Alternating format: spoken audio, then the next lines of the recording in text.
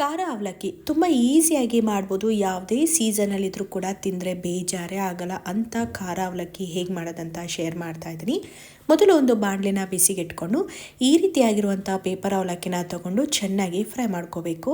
ಎಣ್ಣೆನ ಹಾಕದೆ ಡ್ರೈ ಫ್ರೈನ ಮಾಡಿಕೊಂಡು ನೋಡಿ ಈ ರೀತಿ ಕ್ರಿಸ್ಪಿ ಆದಮೇಲೆ ಸೈಡಿಗೆ ತಿಟ್ಕೋಬೇಕು. ಮೊದಲು ಒಂದು ಬಾಣಲಿಗೆ ಒಂದು 5ರಿಂದ 8 ಸ್ಪೂನ್ ಆಗೋಷ್ಟು ಎಣ್ಣೆ, ಹಾಗೆ ಅದಕ್ಕೆ ಕಡಲೆ ಬೀಜ, ಗೋಡಂಬಿ, ದ್ರಾಕ್ಷಿ ಇಷ್ಟನ್ನು ಕೂಡ ಹಾಕಿ ಚೆನ್ನಾಗಿ ಫ್ರೈ ಮಾಡಿದ ನಂತರ ಅರ್ಧ ನಿಮಿಷ ಆದಮೇಲೆ ಒಂದು 2.5 ಸ್ಪೂನ್ ಆಗೋಷ್ಟು ಹುರ್ಗಡ್ಲೆ ಹಾಕಿ ಮತ್ತೆ ಅರ್ಧ ನಿಮಿಷ ಫ್ರೈ ಆದಮೇಲೆ ಒಂದು ಬೆಳ್ಳುಳ್ಳಿ, ಒಂದು 6ರಿಂದ 7 ಹಸಿಮೆಣಸಿನ್ಕಾಯಿ, ಒಂದು 6 ಒಣಮೆಣಸಿನ್ಕಾಯಿ ಇಷ್ಟನ್ನು ಕೂಡ ಹಾಕಿ ಮತ್ತೆ 1 ನಿಮಿಷ ಹುರ್ಕೊಳ್ಳಿ.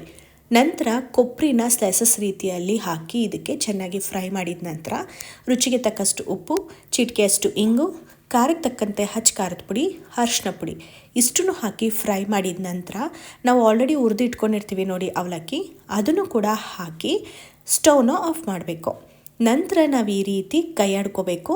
ಪೂರ್ತಿ ಕೈಯಾಡೋಕ್ಕೂ ಮುಂಚೆ ಇದಕ್ಕೆ 1 ಅಥವಾ 2 ಸ್ಪೂನ್ ಆಗೋಷ್ಟು ಸಕ್ಕರೆ ಪುಡಿನ ಹಾಕ್ಕೋಬೇಕು. ನಿಮಗೆ ಸಕ್ಕರೆ ಜಾಸ್ತಿ ಬೇಕಂದರೆ ಜಾಸ್ತಿ ಹಾಕ್ಕೋಬೋದು, ಮೀಡಿಯಮ್ ಆಗಿ ಬೇಕಂದರೆ 1.5 ಸ್ಪೂನ್ ಆಗೋಷ್ಟು ಸಕ್ಕರೆ ಪುಡಿ ಹಾಕ್ಕೊಂಡ್ರೆ ಸಾಕಾಗತ್ತೆ.